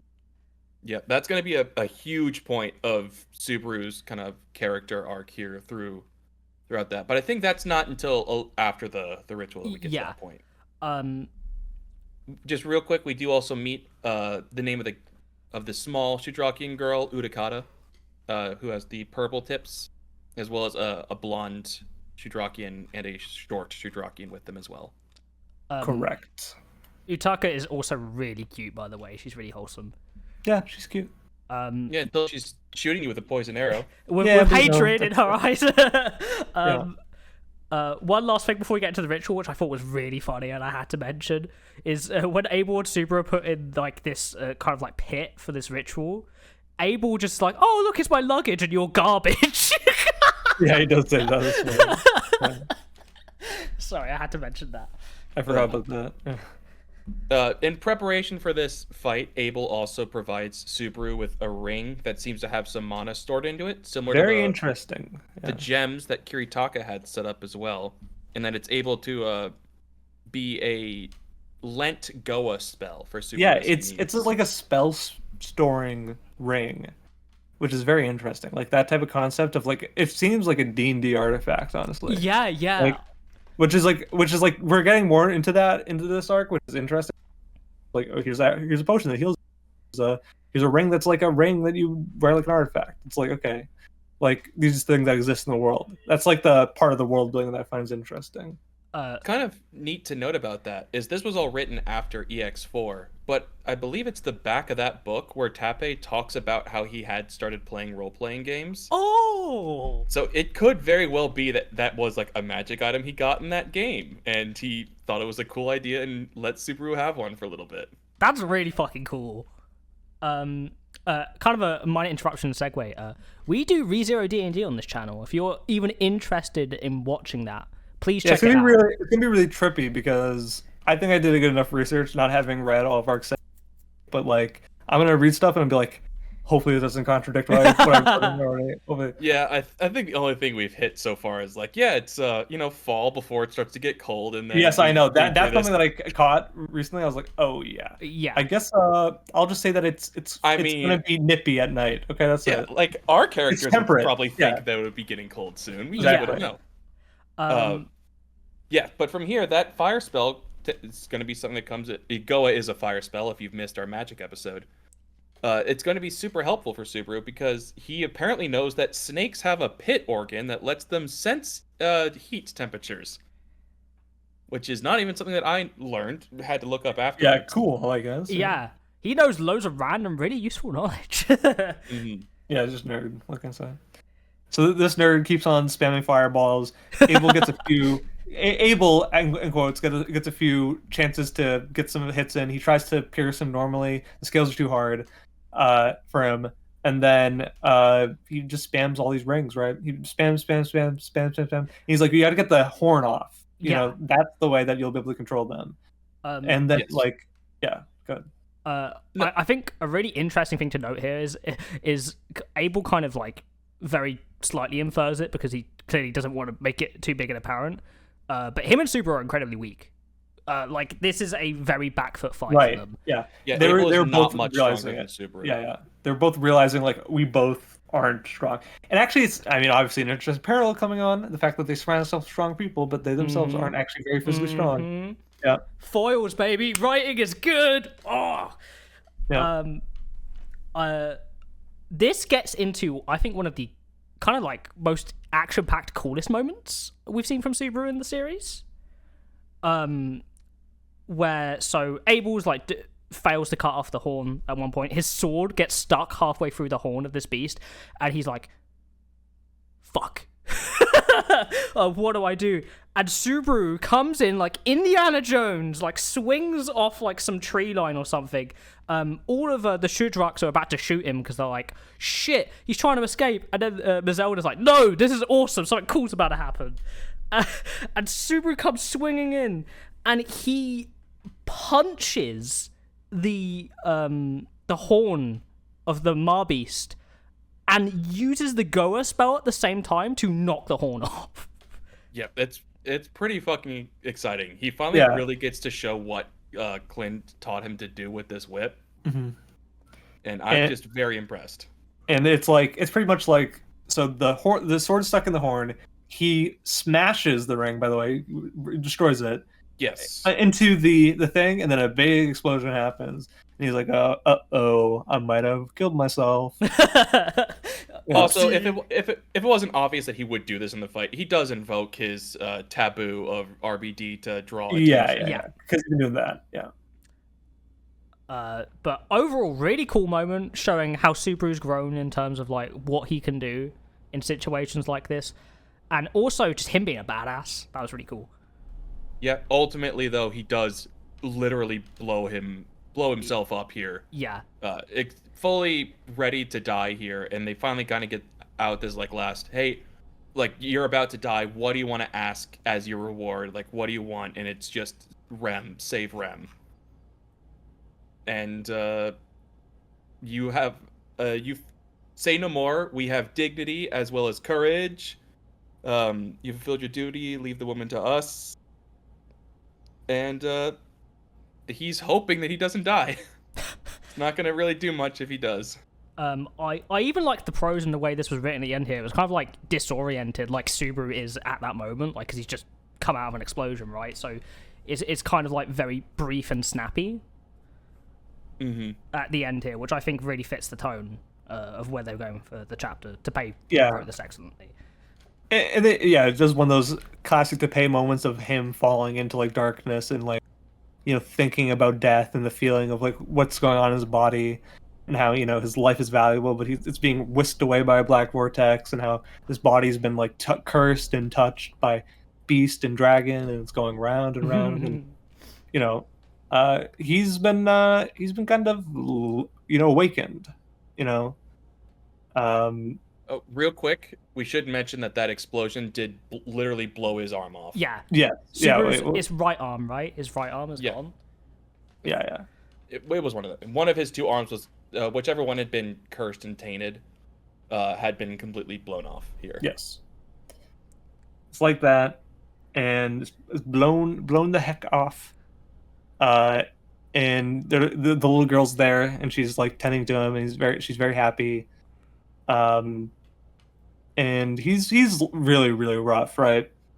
Is just one little girl there, Gold? I'm just rereading. I'm pretty sure Louie and Utakata. Oh, okay, it's just two little girls. Yeah. The Lottie Monster strikes again. Right, yeah. Oh, that's right. That's a joke that he makes. Yeah.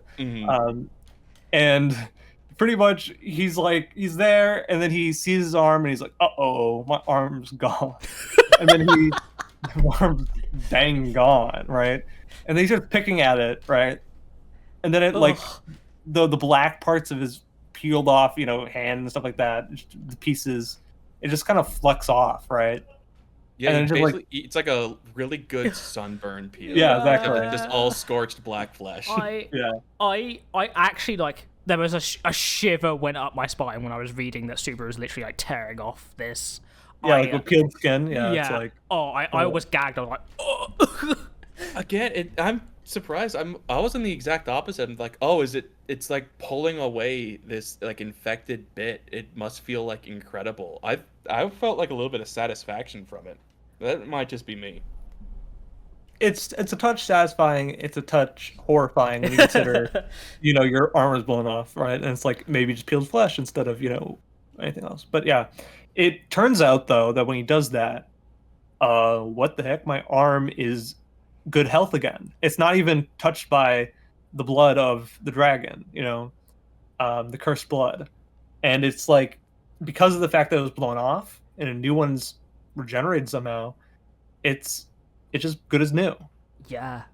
We did get some narration at the beginning of this chapter that kind of explains that with the kind of ideas of the complete destruction of that arm, combined with the curse from Capella's dragon form, and all of the curses of the Olgarm that Roswal and Rem killed in order to allow Subaru to live after he got bitten 1,000 times trying to save her, managed to just re-piece the arm back together in order to keep him as a viable host for all of the curses. It's kind of like a 2-for-1 deal where he removes 2 issues that he still had going for him. Yeah, it's in this crazy. Instance. Yeah. The fact that this was wrapped up in what I thought was a really satisfying way was so cool. Yeah, it's a nice relief that can't be done again because that's now been used up. Yeah, it's not something he can rely on. Yeah, it also shows that perhaps this dragon blood of Capella's isn't necessarily all bad. There is some use that you can do with it, and maybe gives us a path forward for Krush in the future as well, on a way to possibly help her get her bitten by Wolgarm. I mean, who knows? Maybe even Beatrice could throw in a bunch of harmless curses to her, and then they just have Felix remove the infected parts of her body and let the curses restore. It's time to go to Gestecco, who knows all about curses. Maybe. Oh my god! Wait, actually, no. The Krush, because we haven't had the Krush focused arc yet. Could that be a question? Whoa! Gold, you can't spit. Yeah, I know I am. Kind of spicking. And Puck's gonna be up there because it's a spirit. It's going to be about Puck as well. And whatever. But it is going to be about Puck. I know it's also going to be about Puck. But yeah. Interesting. I mean, yeah, that's true. I think I actually caught on to something there. But yeah, pretty much he looks and is where's Rem, right? And Abel kind of shows him, right? He's the flames, right? The flames of the campground, not of the forest. Yeah, kind of all for nothing. Just a different group of people got getting caught on fire. Yeah. And, which is very ironic, I would say. I mean, it's fitting for the nature of this arc, but it's hey, there's a jungle around there. Are you sure you want to burn all these? Yeah. Also, do you two realize how difficult it is to burn a jungle? Yeah. There's so much water and healthy living leaves and everything. You're gonna get smoke, sure. But actually burning anything down is going to be so difficult. The Shudrakians and the Imperials must have been determined as hell to pull that off. 100%. We get more about Abel, and Abel is showing this, and Subaru's oh, I can't believe all the bloodshed that I've caused for my sake. And then Abel, he's look, that's ridiculous. Do you think that you could have solved this problem without any blood being shed either way?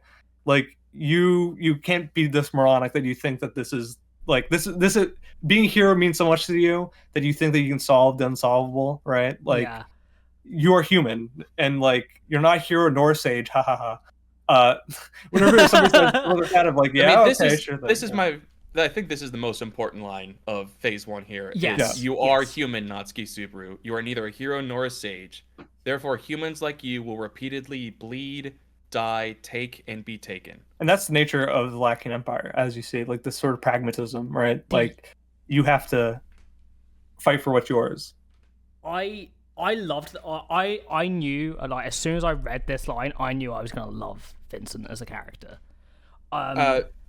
Yeah, this part of this chapter is also when I realized I am going to like what Arc 5 is doing for Subaru, because one of the very minor issues I had with him and kind of the story up to this point is the idea of he's going to try and save everyone. Yeah. And I think that is just a ridiculous thing to do, and that's never going to fully work out. And they touched on it a tiny bit in Arc 5, but I don't think anybody, or at least not too many people, really died in the successful loop there. I'm pretty sure they effectively saved the entire city.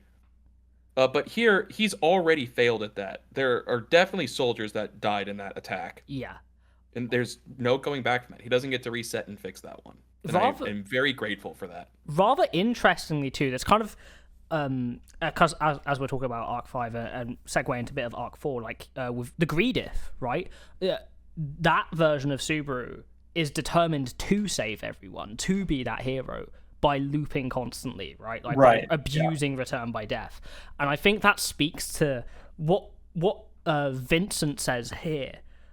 You are human. And this is actually something that dispels a thing that's mentioned at the end of Arc 6, and this was something that was really striking to me in Subaru's second name chapter, where Subaru reflects that he's not really a human being anymore. I don't know if you guys remember this. Yeah. But transcended humanity, like normal humanity. Yeah, like, because he's experienced, like, his explanation, like, because he's experienced death, which is the one thing that unites all of humanity.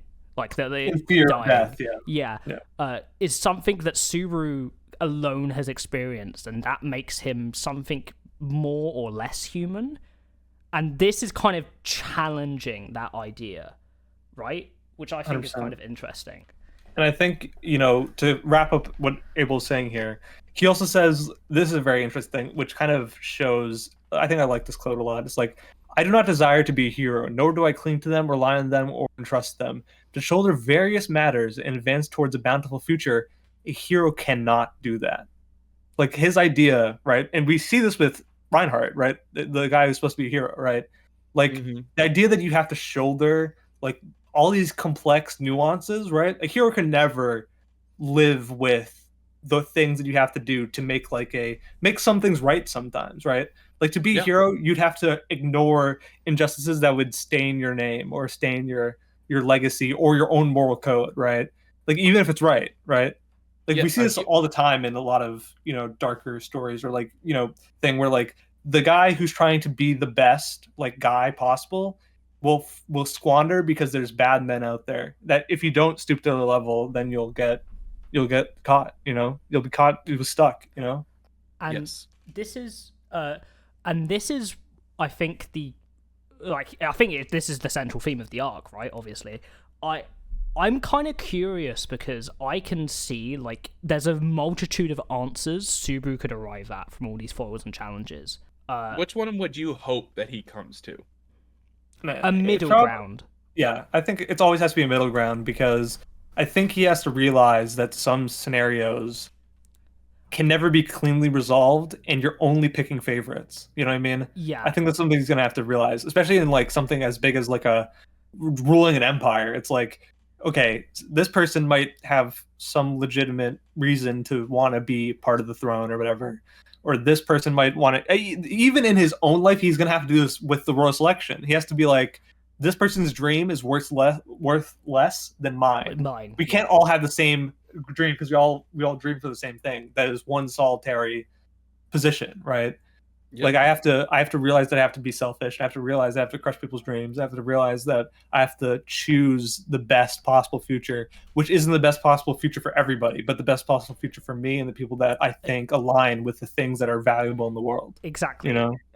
It very I don't know what you guys think of this, and anyone watching at home if you've seen Fate at all. But this is very much like Fate Stay Night or Unlimited Blade Works Shiro Emiya versus Heaven's Feel Shiro Emiya kind of vibes for me, where it's like Subaru has this path that he has multiple paths he can go down of what sort of hero he wants to be, in quotation marks, and what that means and what that defines for him. And ultimately what I want is a middle ground. I think the best answer for him would be knowing that he has to prioritize the people that he loves, right? And that there is an order of priority, but still always trying his best to avoid as much bloodshed as possible.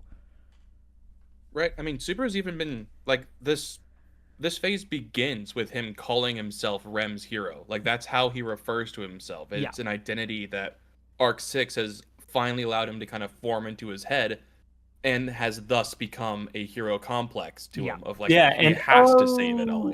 It's one of those moments where it's like, oh, this arc is about Subaru gave a wrong impression of what a hero can be, or like he tried to embody a hero for Rem's sake, but now Rem, fresh mind, gets to see what the new improved Subaru's vision of a hero in quotes can be for her. You know what I mean? I posit this idea of almost like, it's not necessarily Subaru being a hero that's wrong. It's Subaru's like definition of what a hero is, right? Like, because it's the same sort of like we were talking about Reinhard, right? And like Puck being in one of those. You're a hero, Reinhard. That's all you could ever be. Yeah, Subaru. I think Reinhard is a good foil for Subaru's heroism as like a showing of what his heroism should not be, because Reinhard is a miserable, sad person. Like, probably, yeah. Yeah, Reinhard is not a happy person, and Subaru promised himself in Arc 4 that he would find a way to be happy and be more than just someone that dies for his loved ones, right? So it's all culminated, I think, in this idea of Subaru can be a sage and a hero. He can be these things. Like, Vincent is wrong. He can be these things, but he is also human, and he has to align that.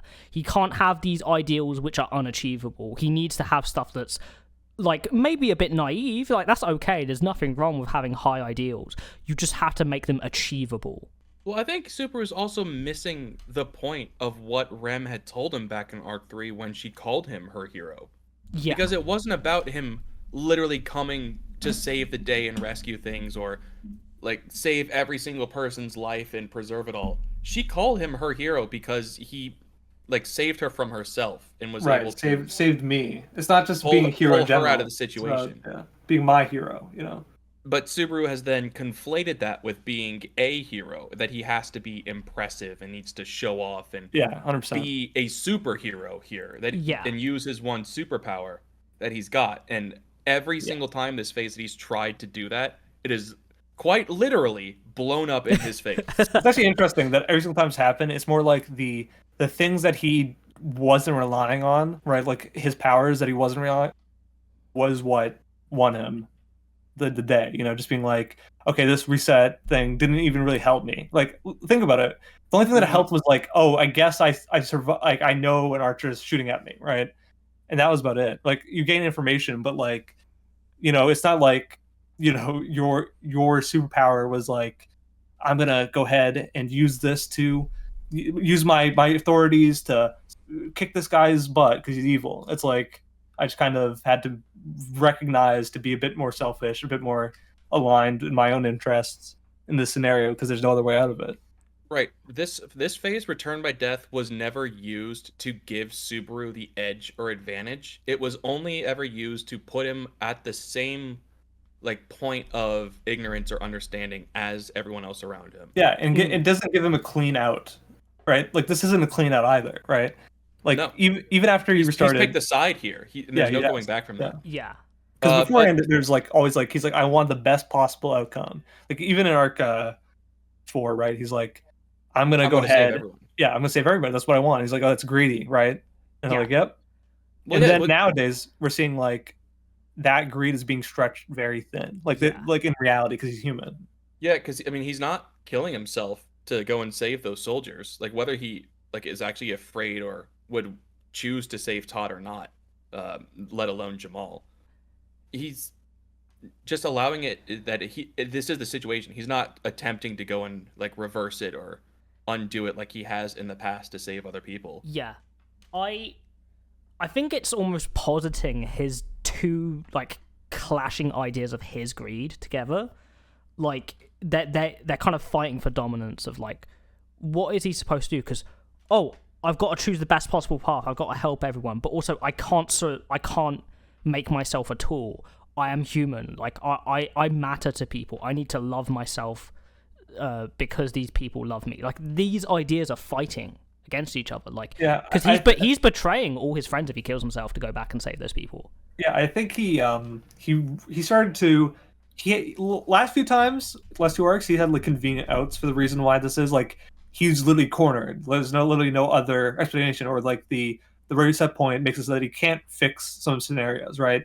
This time he could have, if he really wanted to. He probably could have figured out a weird way to get them both out of the situation. But this time he was just like, you know what? I think this is fine, right? I think this is good enough, right? And sometimes good enough is all he has to hope for, you know?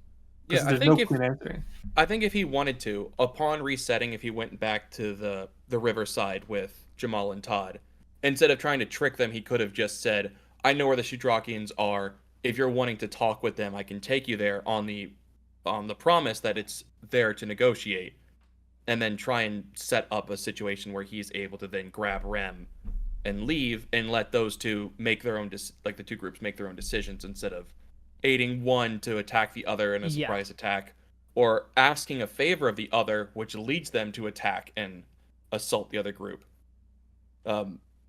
But ultimately, we have a tiny bit left of the phase to recap here after Abel kind of goes off on Subaru for attempting to be a hero. Oh, Abel, his name is Vincent. What? Yeah. Oh my God, who's this guy? Vincent Vollachia. That's the name of the empire. Oh, okay. Huh? Just like Lagunica. Whoa. Yeah, and it's like, okay, that's good. And then he's like, well, I mean, technically, he says his name is Vincent Abelux. Yes, but we know who this man is, right? Like, right. Yeah, Vincent Abelux is what? And then he's interrupted by people coming back with Rem. But then like, oh, my will, I'm really weaker than I thought I was. And then Subaru's like, he's like, well, he's only alive because he cares so much about you being safe. And now that you're safe, he's passing away. And then Rem is like really getting upset because he's like, well, damn, I guess we really have to treat him, but like nobody else can. Yeah. And then she focuses really hard and she's sad and she's tearing up. And then she's like asking like, why did you like want to save me? Yeah, why did you she needs to know just for my sake. Yeah. And she uses healing magic, and everyone's like, whoa, what the heck? Healing magic that exists? Oh. And yeah, and I mean, even Vincent's like, whatever, he's like, yeah, I didn't think this was happening, but that's cool. You gotta focus, right? And then saves him. As a note, that only was working when Louie was in contact with her and also seeming to be pretty upset about the situation too. Yeah. Yeah, there's an emotional resonance going on here. Which is something that's been hinted about before with like healing magic. You have to have sort of a steady head, one would say, for helping people. One last thing about the recap before we kind of finish that part up. We get the last part of this chapter before the phase is over is from Vincent's perspective. Yes. We get some interesting information. Vincent wants to go after Prime Minister Tetez? I don't know how the fuck you say that name. Burstets.